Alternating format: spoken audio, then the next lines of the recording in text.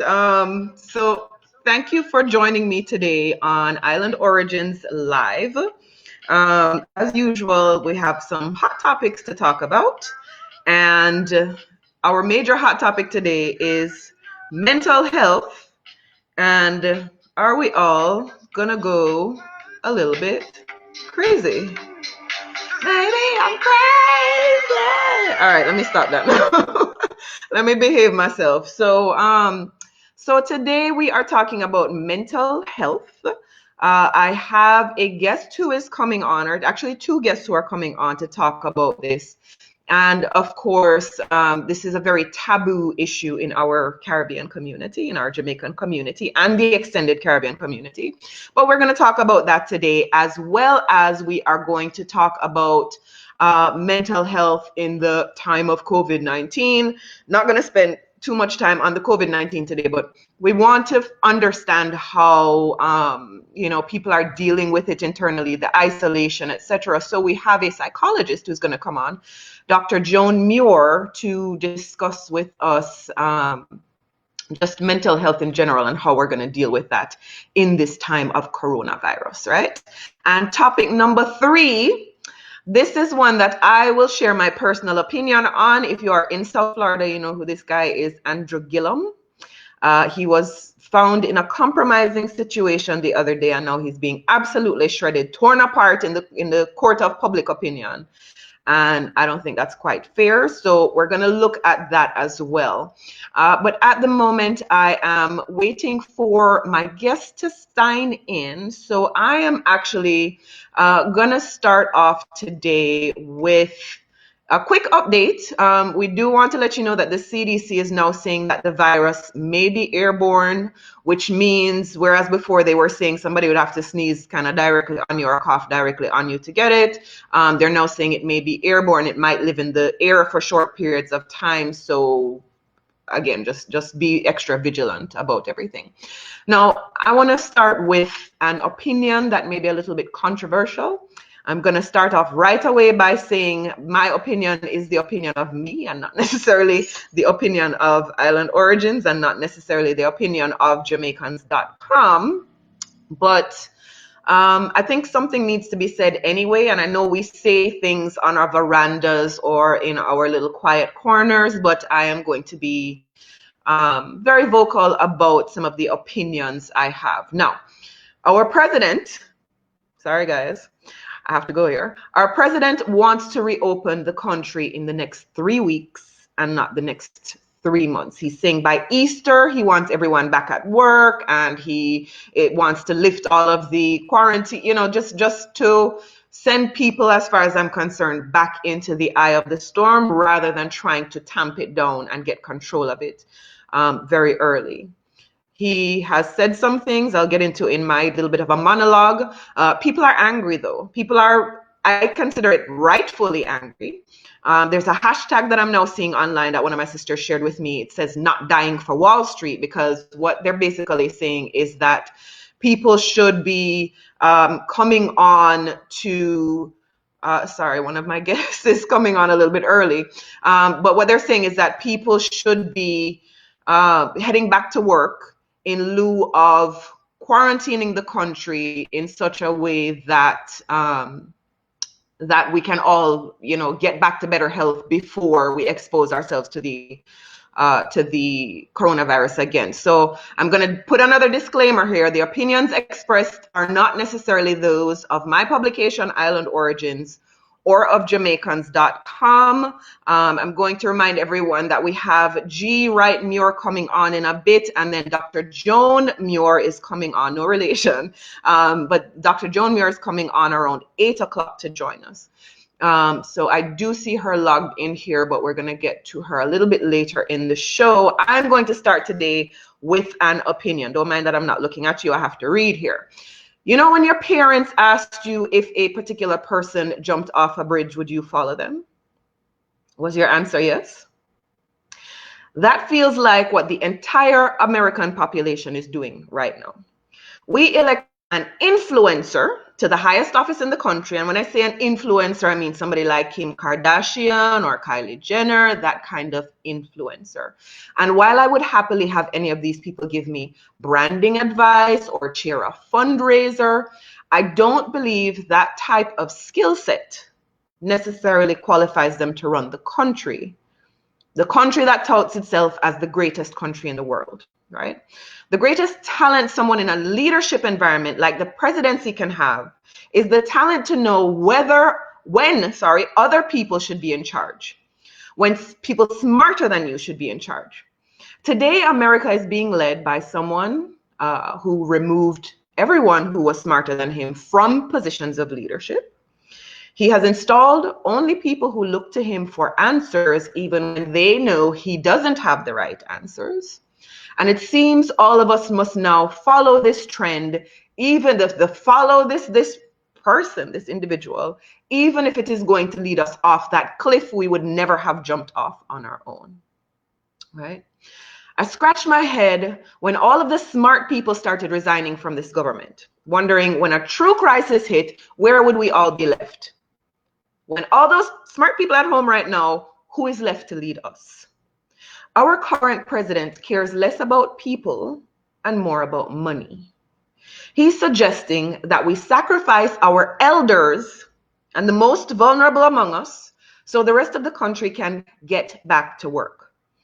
He thinks if the economy continues to chug along, we'll be better off than if more lives are saved, and his re-election prospects will be better. Now, I don't know what we do about that. I don't know who we turn to, but someone needs to take the lead. Jon Snow, if you're a Game of Thrones fan, you'll know that Jon Snow is not a real person, but if someone like this is out there, now is the time to step up. All right.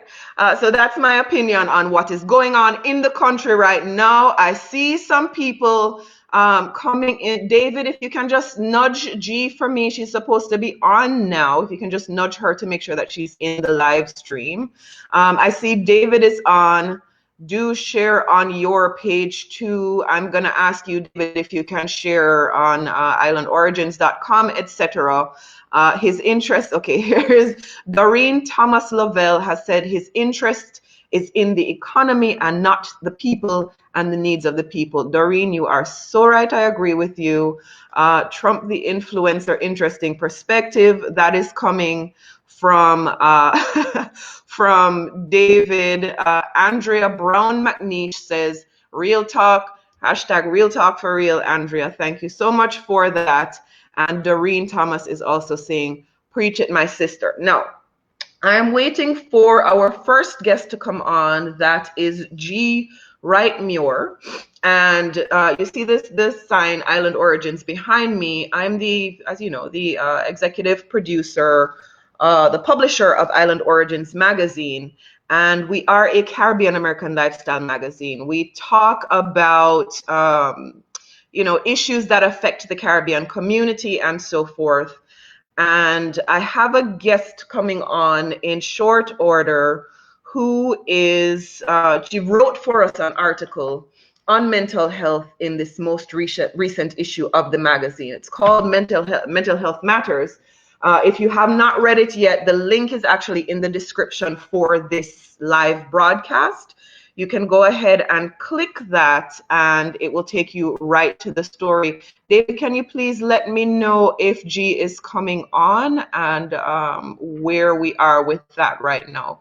So I'm actually, while I'm standing by for her, I have a monologue that should have come on after she came on, but I'm actually gonna share it here now. So in this issue of the magazine, the mental health story, we, or she, Ginnett, actually reached out to a number of people, some of whom were recommended by us, and some of whom were solicited by G herself, etc. I am going to go ahead and share the perspective that I wrote for my own mental health issues in this issue of the magazine. And here we go.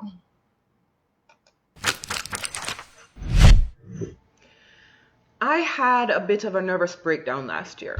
I think I was way too stressed and eventually hit a mental wall. Many of what I thought were minor phobias became amplified. I didn't want to leave my house. I didn't want to touch anything or anyone. I still don't want food that I did not see being prepared. There were times when I was so uncomfortable in my own skin that I wondered if I might harm myself to make the anxiety go away. I'm a pretty jovial person by nature, so I still genuinely smiled and laughed through all of this. It was both surprising and troubling to learn that sincere joy and overwhelming distress can coexist in the same mind at the same time. I'm still on the road back to some level of normalcy, but I only felt like I was making progress after starting therapy. 1 hour each week, I sit in front of my computer and video chat with a guy named Anthony in another state. He listens without making me feel like he's judging me. He suggests coping mechanisms I can try, rather than telling me what I need to do to fix myself. He allows me to talk rather than changing the subject or telling me about his own problems because he's trying to minimize mine.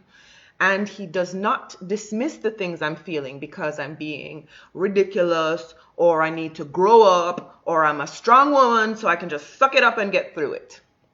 These are the opinions I had heard from my friends and families for years before I started treatment. These people cared about me, but most don't know or don't want to see when little problems are becoming big ones.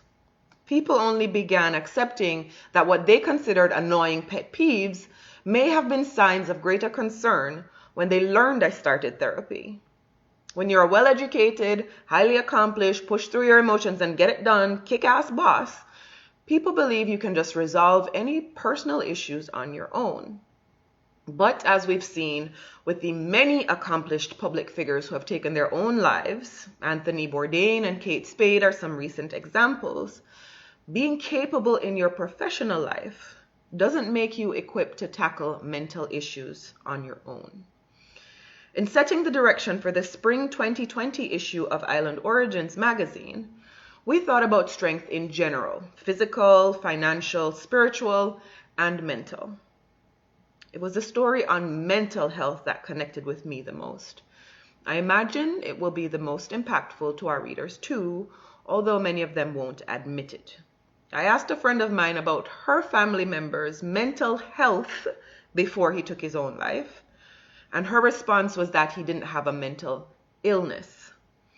Though many of us conflate the two ideas, mental health and mental illness, they are not the same thing.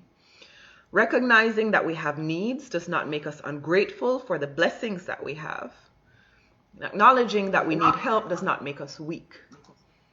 And of all the prayers I've learned, the easiest for me to connect with at this point in my life, the one that seems most relevant to the most people, is the one that asks for health and strength.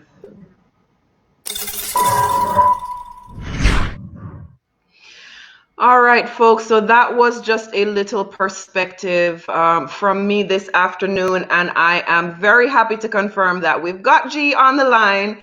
So as I was saying earlier, G wrote this amazing story for us in the magazine at the beginning. So the way that it works is that as the publisher, I sit with the editor, I come up with ideas for the concept of the magazine in general, and then we assign those to writers, and the writers flesh out those stories in much more detail.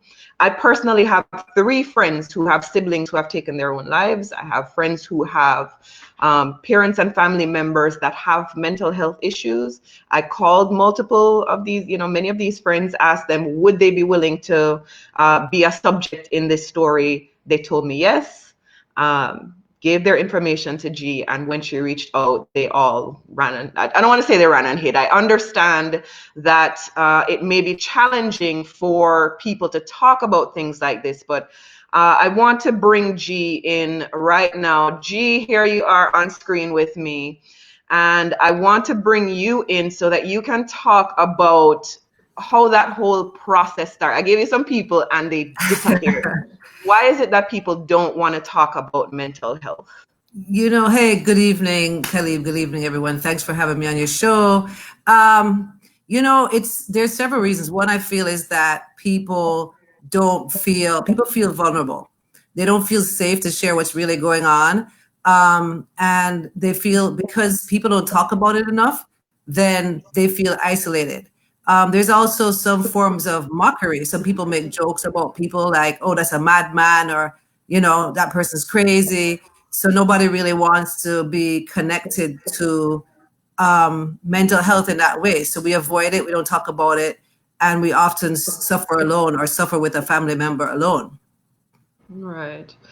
And then talk about the people that you interviewed. What was it that they were going through? You had some who were, survivors of post-traumatic stress versus, Right. there's that versus the person who might kind of just have ongoing. You did another article recently where you were talking about people using art to heal themselves. And those Right. people had more kind of chronic, I don't want to use the word chronic, but ongoing issues that they were dealing with. So talk about the difference between how those Well, people let me respond. start with, you did provide, like what you said, you did provide some folks. And somebody, I actually spoke with her. She's someone who had lost her brother to potential suicide. It wasn't for her confirmed that he had committed suicide. But towards the end of the interview process, she said she didn't want her story and she was going to be anonymous.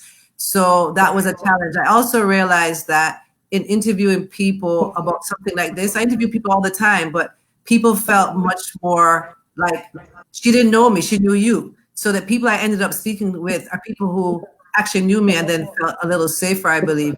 So I spoke to Shelly Ann Buchanan, who's public on social media, about her journey. She talked about having post-traumatic stress syndrome and PTSD, and initially hiding it and not being public about it, and then being very public where she shared it on social media. And she was motivated to share it because someone had said to her, oh, like, Shelly, everything's great in your life, you don't know what my life is like and challenging. And she said no, and she put this really dynamic post, very open, sharing about that her life is not easy and that she's had struggles and she takes medication. And she talked about, people sometimes think prayer is enough in cultures where there's a lot of Christianity, like the Caribbean culture. And she said, no, you can pray, but you're still going to need help, whether it's therapy or medication. Also spoke with someone, Simone, who decided to go with an anonymous name. Herself and Jason's in Jamaica. But let me start back. Simone has a mother. Yeah, I'm like, there's a lot of people, but no, Simone, mom has suffered from mental illness for years, and it's only recently that Simone is aware of what's been going on with her mom, and she's now has become the primary caretaker. And it's the amount of struggle she's had with her mom. And then Jason is in Jamaica. Before you go on to Jason, what were the struggles of these people? So you've kind of been jumping from person to person. Somebody like Shelly, for example, who had that PTSD experience. Can you just tell us a little bit about her background? You shared a little bit about the story she shared